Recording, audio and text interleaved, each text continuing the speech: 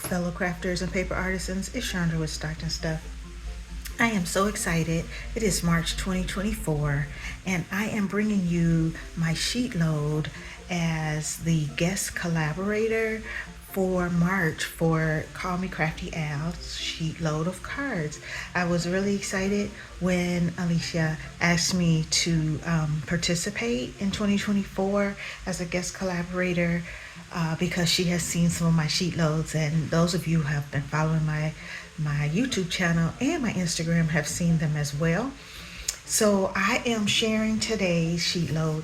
If you would like to see or get access to the sheet load, please make sure that you click the link below that takes you to the intro page from yesterday so that you can see the intro and learn how to get access to the sheet load for March 2024, and also follow so that you can continue to get sheet loads.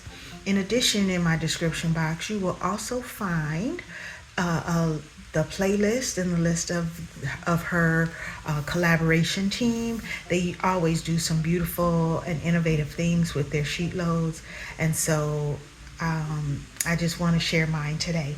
So I decided I wanted to do an Easter theme, and I had some paper in my stash that was about 8 by 8.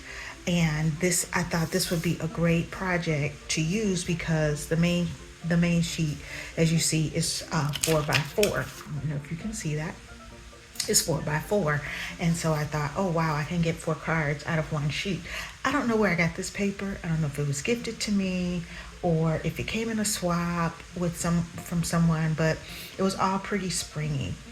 And so these are the papers, and I ended up using 3 of those, and then I went through my scraps and my 6 by 6 pads to find something complementary. So I ended up with 3 sets of 4 cards. So this one I really love. This paper is like shimmery with the Easter eggs, and purple is my favorite color. So just the fact that there was a purple Easter egg in that, I was really excited about that. And then I found this purple butterfly paper, which I thought was nice and springy.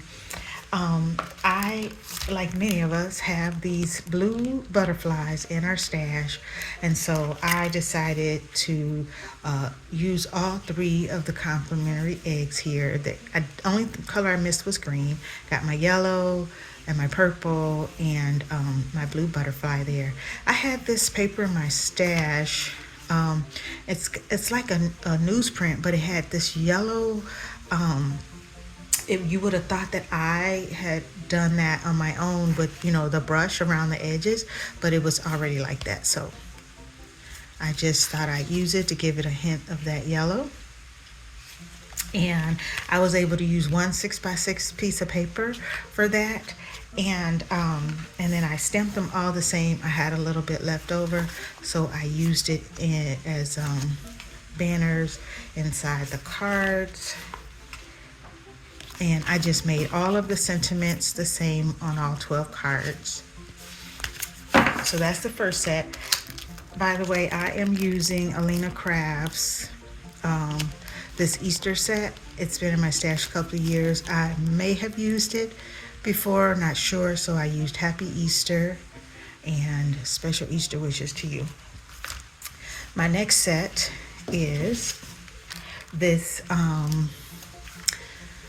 This background was almost like a scene. There's bunnies and chicks and a little house and birds. And I had these bunnies, which we all probably have if you were a Tuesday morning shopper, in my stash.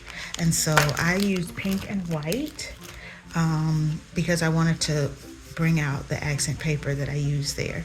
So I decided to go with the kind of minty color here. And then I used my scraps on the inside in various ways. I think I kind of cut them all a little differently depending on the pattern, of course, and that's why they kind of ended up different from the butterfly, because the butterfly was very directional, so I had to use it a certain way. My last card is, or set, is this chicks, and I did not have any chicks in my stash. I went to Dollar Tree, I went to Hobby Lobby, I just could not find any chicks that I thought would fit here and that were cute like these. So I opted to use the flower colors that are in here. This paper is a 6x6. I never thought I would use it because it's almost like a quilt, but it really did have the color theme. So I thought, I'm gonna be bold. You know how I am about mixing patterns if you watch my channel, but I decided to be bold here. And I ended up using my Paper Studio flowers. I've been using them a lot lately, so they're getting down to pretty much, it was a 90-piece set, and I probably have about half. So I did 2 flowers on each and tried to pick up the complementary colors here. And actually kept the colors the same. I just went back and forth between which color was the big flower and which was the small one. And then the inside, I ended up using little strips along the side for those. So for each of the cards, I did use Stampin' Up! Pads. This is Melon Mambo. It's a classic. And for this one, I used Mint Macaron. It's also a classic. And then I used Crushed Curry, which is also a classic, but it is in the newer design of the stamp pad. So again, check out the playlist in the description box. Follow Call Me Crafty app. Follow all the collaborators. Thank you all for coming over and watching my sheet load for March 2024. And thank you, Alicia, for asking me to be a guest collaborator. Have a great day.